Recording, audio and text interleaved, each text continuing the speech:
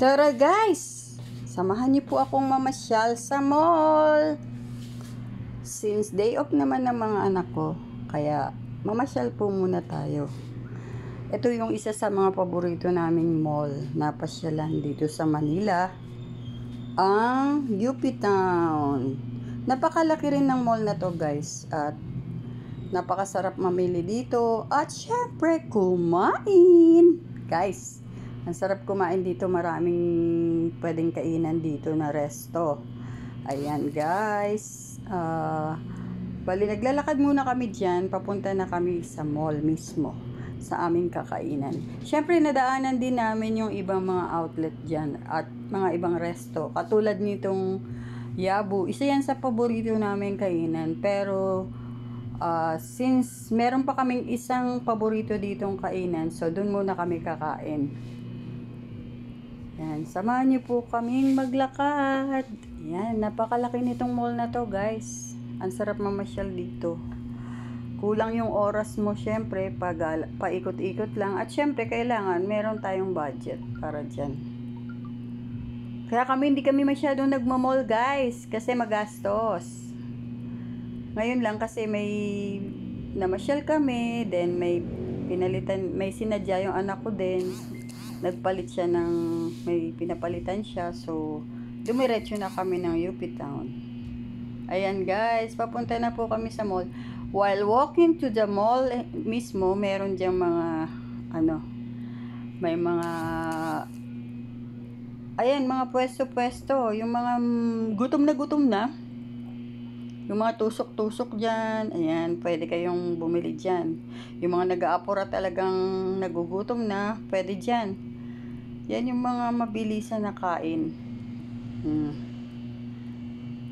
Yan guys, andyan na tayo guys, nasa mall na mismo tayo.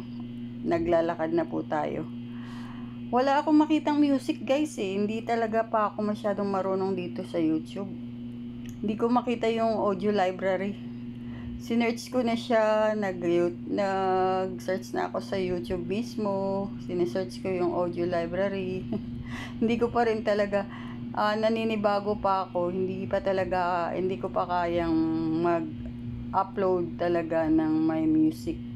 So, little by little na lang guys, matututuhan din natin yan. Ayan guys, paakyat na kami dyan sa taas.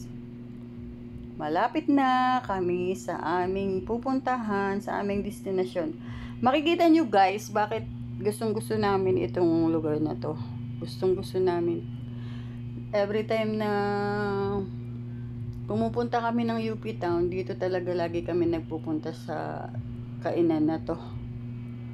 Kasi napakasarap ng kanilang pagkain dyan.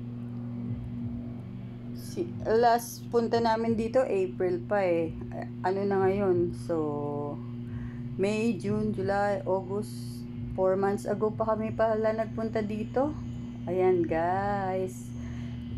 Papakita ko sa inyo kung saan pwede kumain ng masarap at hindi masyadong mahal. Eto guys, malalaman nyo na kung saan kami kumakain na hindi masyadong mahal, pero napakasarap naman guys. Ayan.